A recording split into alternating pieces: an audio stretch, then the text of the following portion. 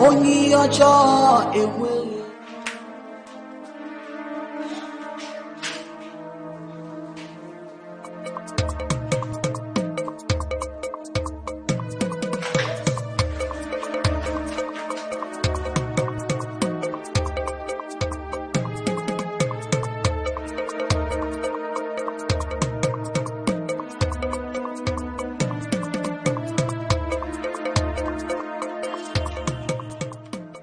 Amaka Jimile. Afrika yade. Baba Amaka Jimile ha. Afrika Apollo ade. Afrika ole. Apollo ka Jimile. Be pa ngoli gbongwalo ntonto Jimile. Wo do motoka. Mi gbema. Iya ka moto. Ne chala ba.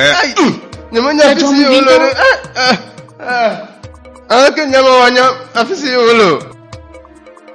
Ma fisi akumi be nyama no. Emele flower tun afisi ndo ha magbodo ayi ni maga oko. Nga gbe hana me ke gbono oge.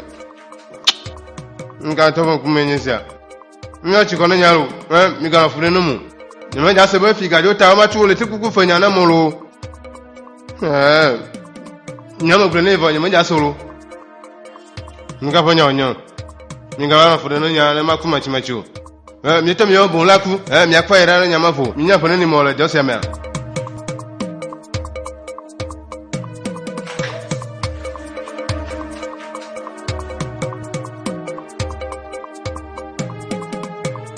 Allo. Wa makaye. Enu. Apollonia. Nke joroji. Oh, mamnya. Afrika tutu e wonyo. Media poa. Enu. Oh, mamnya. Enu. Mabado zandea. Bye bye. Where we go from here. Careful how you live your life. Be careful who you hang up with. Careful how you live your life. Be careful how you move about nothing. Be careful how you live your life. Hey. Da chugbe ma jeto onya. Apollo ajeto le isi ame ama wikwe. Na Apollo nya jeno anyi amunya jeto. Yesema. Mawu Apollo ma tuwi waku Emanya makawi ho le jusiamea Apollo matin jule gbonu Apollo yejina no sisim si jijipolo nyo na sinye kanua Apollo ma teto le nyasimo Madola ude tu gbevi makwe ma chunukli Yo mi jema mi gavon Aflumi yo katadenu aflumi den mi susu bana wuma ju dianto onya le nyanto tonyo papu me makpomo Apollo ne de yoduna rukuyo Apollo Apollo One day na for the owner. no se amole fure na nya kro ele fude na nya ele fude na nto nkate ibe la gbebo na ye ma gbo amaku da rupo si e cho chifu dogu ve de na mi chicho dun to rako mo to susu de bana ibe le jijin la wonu fufure alo na le jin si mo le jijin la gbo na mi o chichia ndoka ibea mwenye movito onyo chifu dogo afofo onyo ndiasi wakonya siagbo alisi ojurwa chifu dogo anyi ha fufu nye onya ale bo ibe wa gbo ba pe ni mi ododo akure mi afura pe didi konu katanu yema mana na nyebena le nyasiamea ibe pakwajiye mele ene lesema oh mo pe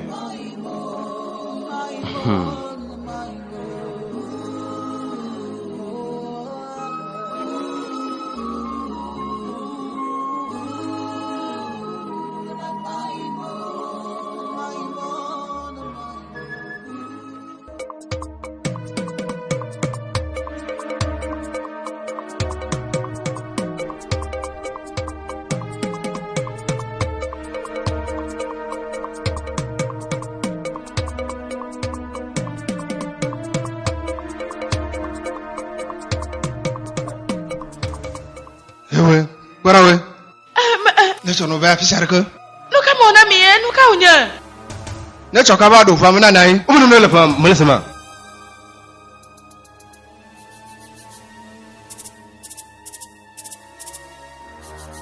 makao minya he.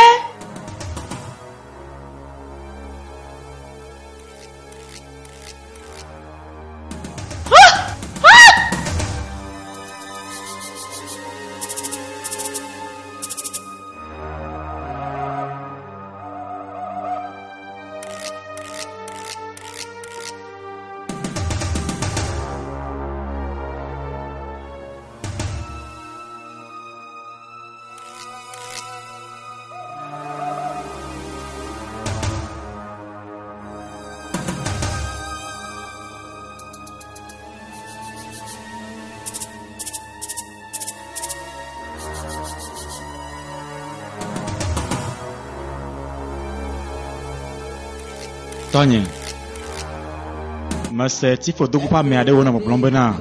Lolo quoi appelé via Bruno. On le dit mais ça il faut donc pas ouais sinon le Lagos ça. Ekene, Papa, il n'avait mnoni. Numa, matin va me quoi koro. papa ka kenyen Tony. Ekene, mon beau né, il n'avait mnoni. Enya monsieur papa. Nous si blonde le matin va me. Ça n'a rien à Zanon you know hein. Be careful how you live your life. Be careful how you will go from here. Be careful how you live your life. Be careful who you hang up with. Be careful how you live your life. Be careful how you move about nothing. Be careful how you live your life.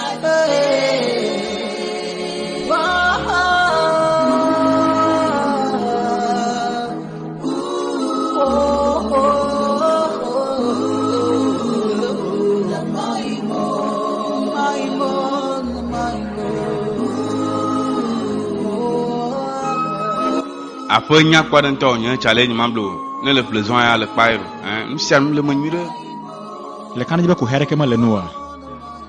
ku fere ko Le le canadi. me canadi na après si a miento on mia veut pas pito quoi mon gars donc assurance li Enyo, ya ma quoi? Ma de fou, enyo. que non ba ya 2 million blave Ao, matenye million blavo. Ao. Enu nya kpolo mega ke million blavo ya, ma te million, ma 2 million am wona. o kan lo ala la tin ya 2 million mo na après gansi aro appartement mi on toni si challenge mon gars pas non mo Ma se wonya go mega ke million mo ko maten kpona o. Gasi ko la sinye na wa ema. challenge tol kule zon 600 mo na wa nu ko la Le nya nyu de nyema jina ma fo nu so gbon, nenye be million mo wa nyo na wa, e ke ma na nya gede me ne ma tu feno zirika.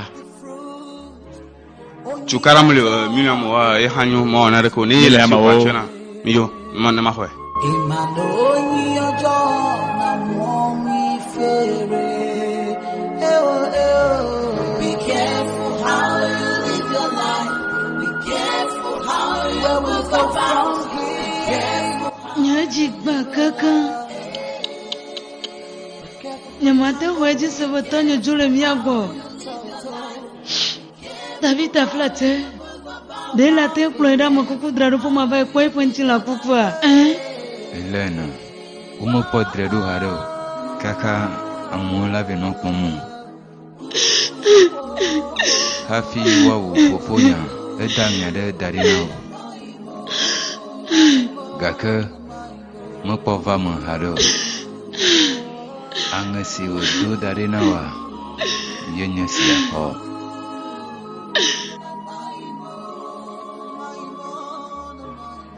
Nera ga million muwa. Yemo. Chakwa na ledoku. Ega wo dadaru darina o. Bena na veno London juama. Awo Tonya. Enyu nama lesia. Ledoku. Million muwa tabi.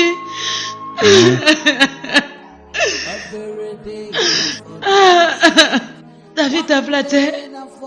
Afika polo hede. Nyumanya afisi chuchu olo. Kaka makana jibali sesinde. Nana badugwa. Done me fa kale ho wa Georgina nto. Enyu. Nde sere si ho na Tonya Georgina. Ne la te va me. Ne jole jusi amwe.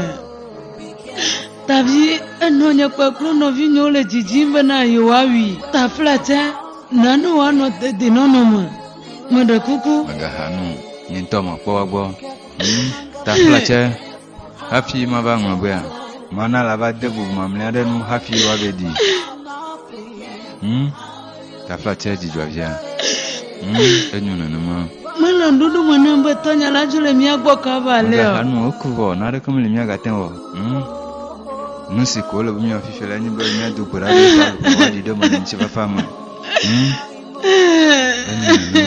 C'est là, ma gaffe avec le cœur.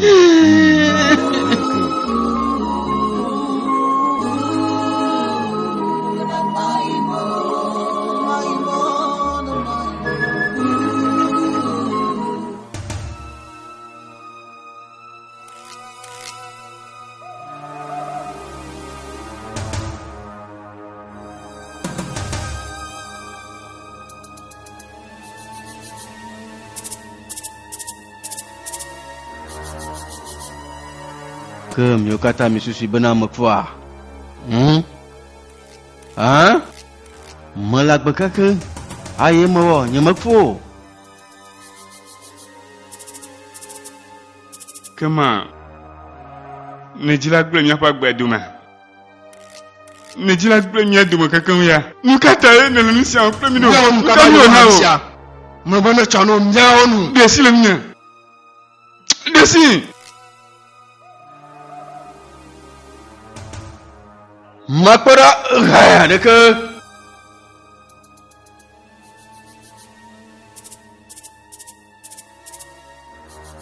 Apollo Wonene ne kwabo wate sa posi ajo Million blaton maga.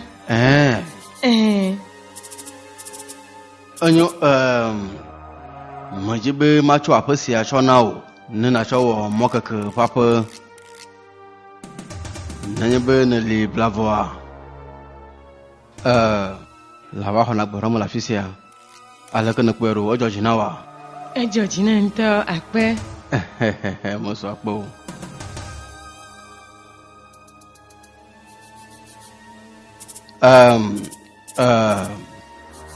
Vinya La te hwa mi adowa da fisia Wano apo ya mojirado ojeji.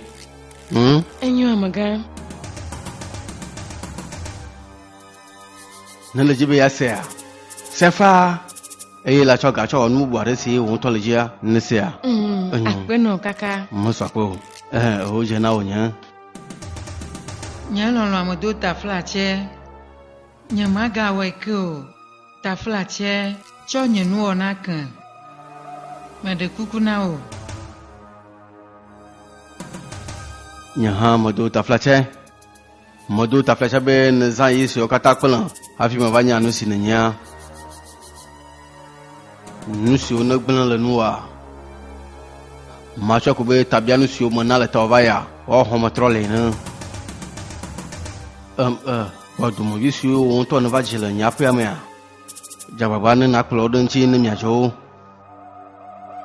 nesia Chief, namia garama Ni gere khwama nemia noa ha akpoji jodeju.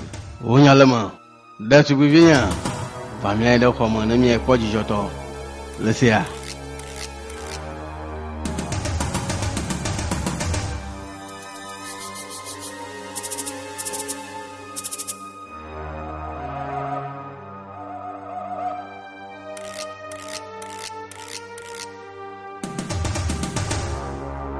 Nonya nuka onyele la tisia. Nuka nya nusi okata, Oh, gbenala nuka onyele din. Joma la, joma. Le gbona mbe na afesia ye toye onye. Alo menya sine gbonama. Troto yin sheka ne nkaba. Sheka ko dimele ma ho vifi layi. Neto no. De si le kola nna kan Ma ba. hia nye sheka. Dotiri ni macho na alunga. Enyo choro dam taflache. O sheka yin nka. Cho sheka ro na nkaba dimi ajila kumiti le kala afisio. Ebe kora. Diule bena diulire fufunya tanana ma. No flu. Loro kuida. Ti atio. Nka ogami le azon. Nonya, on to kono no mera, nka ogemi le azon. Nonya nuka ogami le. Kwa mia dugula pe manana makwa. Nya matin ti mondu molo. Tony, Nya matin ti ala nya ke mani tonu. Nsi okata le jama nfulu de so we nya matin ti ne mo. Tony ba fu munya fisia. If anyone told me that this life would be gone, if anyone told me that the laughter will go, if anyone told me that no bosia kwanabia, if anyone told me that I'm more.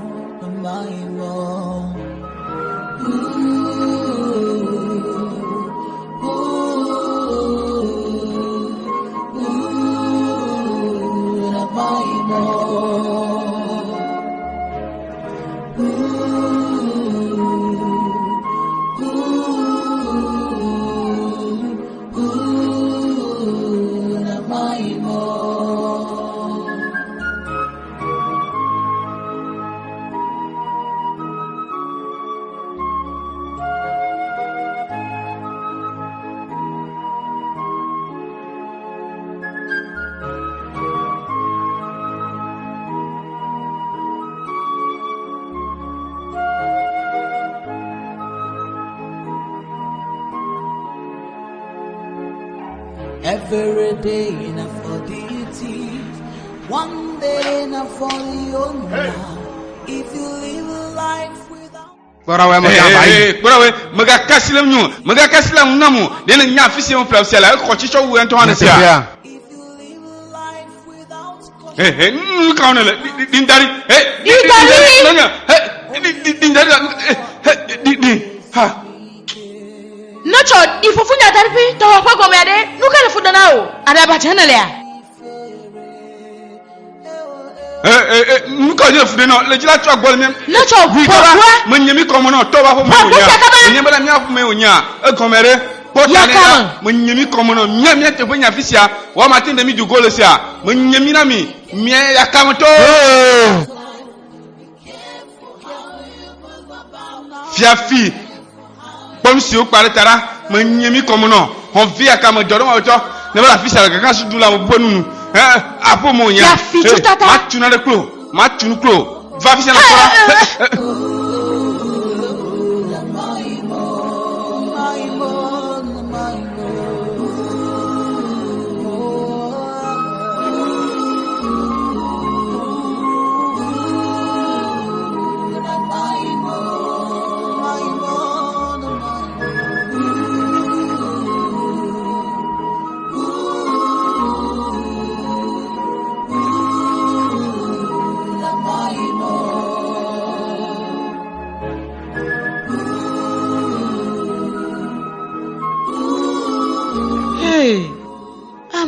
Nonya.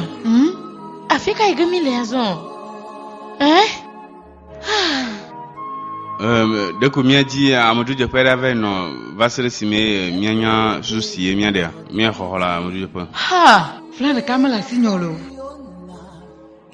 Mi donc iba maglona mi bana, mi atona otu nye konte ya tabia ka teti magalasi. Nonya, ni maji ma sanchi nya makro ta flache ma ga donchi nya manamo. Ma ga glo. Nonya ka wa ma fils la fika na son nonya ka ne glona le. Gare kamala signo. Chife na otu nye konte ho magabe ya chakpete mamu. Nonya la pe malo, ala pa gare. Nonya ala ka te de ga ta ma va probo ga male isi o. Nka mi dibe mao. Ha. Nka mi be mao. Nka tu as gagné la zone, nyasini le vore nyama. Nyamati ma fils yolo. Afrika mi ça ça tout volo. Nyamati ti pas de mo. Minamia jere hono nya fa foma. Mi jova mi bien ka bo mi sia. Mi jo makara jibela kwere nianu.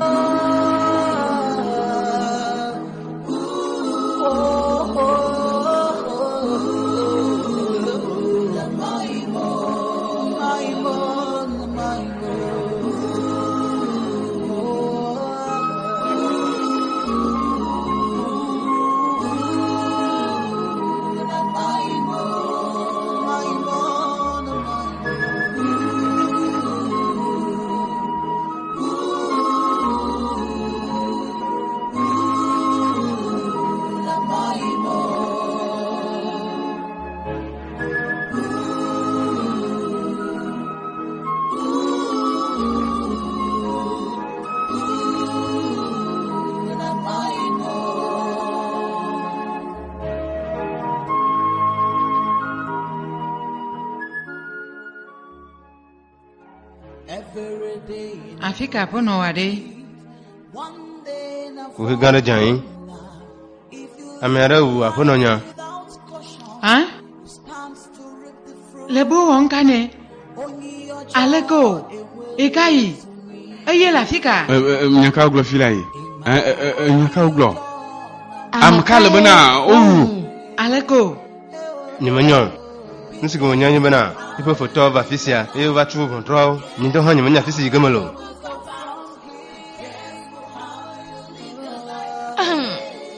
Maduta kan kumenyesia. Nonya. Bang maduta si me na kromidera. Nyamanya no fufu kan sio. Kora wene to nyon kaba mganu puna miano no egomare ha ba me. Nyate pea, domole nyevan. Mate no moko na bama mianye no. Anyu aso fika igamile. Mioto mi kwara, udega homa. Fika miai. Demia dumotwara ka machadu namwa. Damo. Anyu nusi nyan kwa mi afile nyi bana mia yini tuma si yona do ko kalu agbo. Doma hia latin ke sunano si wa chona mi mia sa aye mia to je mia pa gbe agun nyure. Ma umba gadro, na gbe le nyak ma gbe ko e ma ide nu odun no magbo.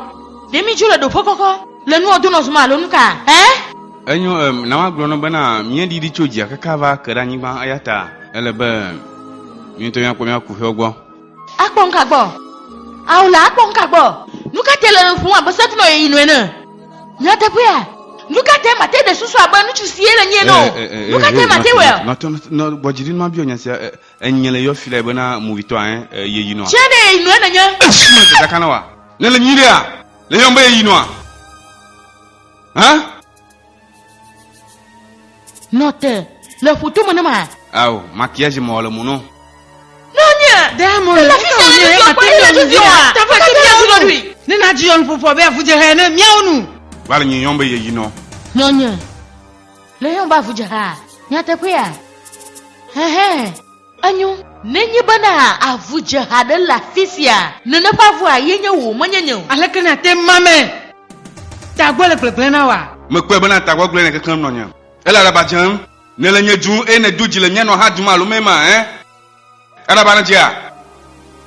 Mi amo vea mi chara ba kaka ta goma le mi asio. Ma tande ko na mi, ma dunu si ate na mi. Mi awu. Eso nyure nu sine jena wema le point. Nuka onya, nuka le fude na. La che de mi ati no afisi aviare khafie no amianya. Ai.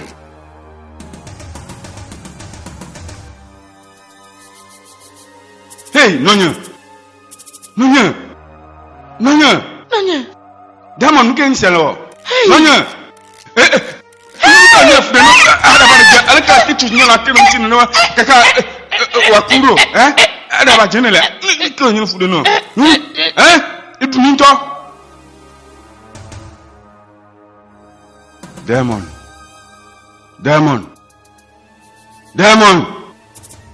Oh, Yesu, akulo. Hey, nkani siamo. Hey. Diamond.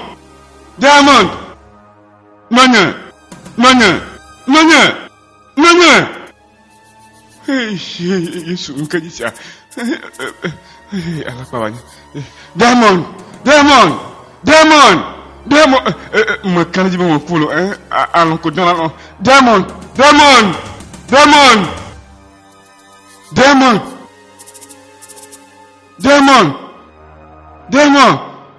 Nonya. Diamond. Hey. Nkani sia wada. Look come on.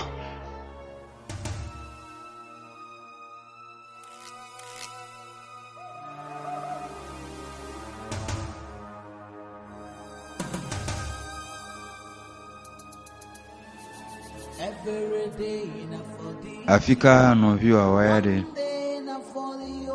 Ole moji gbono. Anu mi garema. Doton.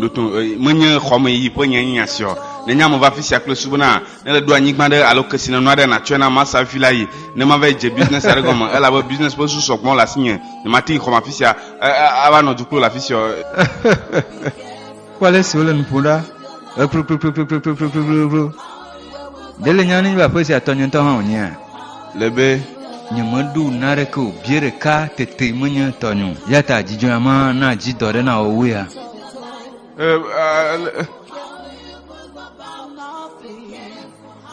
Bovito, de ka kwa nyima. Deka pwe, ni le ulan fifi la ye la bele unovio Diamond. Nuka hein Ne to 2 ans. Manga futu onote. Mi jemo kengola hein. Ne to 2 ans. me povito Minote nyimo na ko hein. Nyimo na ko de manyala manye. midutu Manga da omi Mi jago asa. mi asenya nya komla hein. Nyimo na ko hein. Every day na for the teeth, one day na for the owner. If you live life without caution, you stand to reap the fruit. Only your joy is weak. Imano only your joy na mwami fere. Be careful how you live your life. Be careful how you move about. Be careful how you live your life. Be careful who you hang up with. Be careful how you live your life. Be careful how you move about. Be careful how you live your life.